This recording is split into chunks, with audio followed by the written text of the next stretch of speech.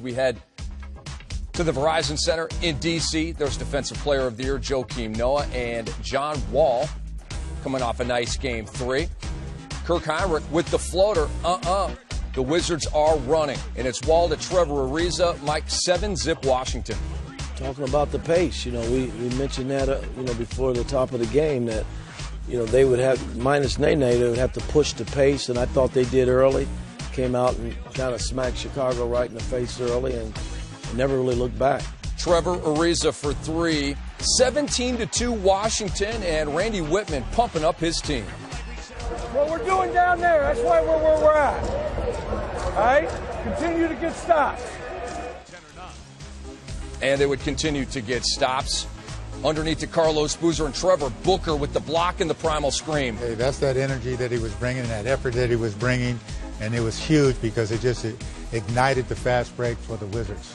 Look at this one on DJ Augustine. Got to love that D. Got to love the energy. We go to the second quarter, and this is when Taj Gibson flexed, Bones.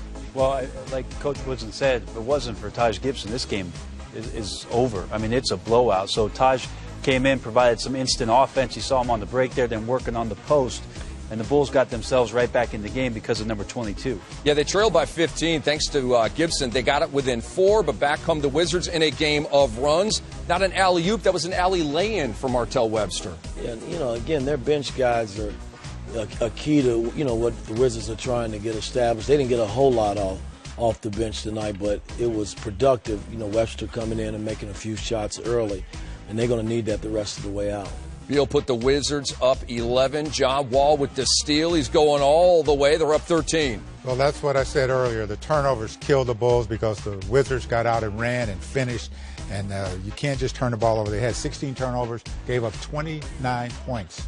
And a buzzer beater at the end of the first half by Trevor Ariza. Bones, they were up 15. Well, I know the halftime speech from Coach Thibodeau was not going to be pretty, but after that 3, I think it got worse on his walk from the hallway to the locker room. And then they start off the third quarter with more of the same. Ariza penetrates, gets in there. Boozer with a bad foul out of position, and the N1 opportunity.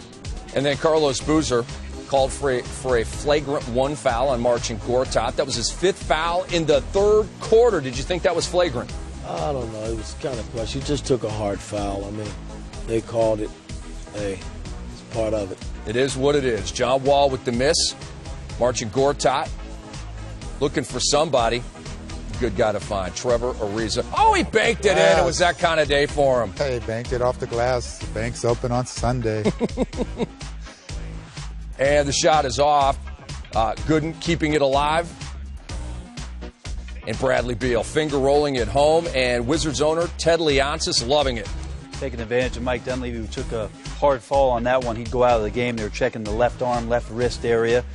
Would the Bulls have one more run in them? They did. They got the Butler 3, then the Gibson miss, followed up by Noah, and then within 10, so striking distance.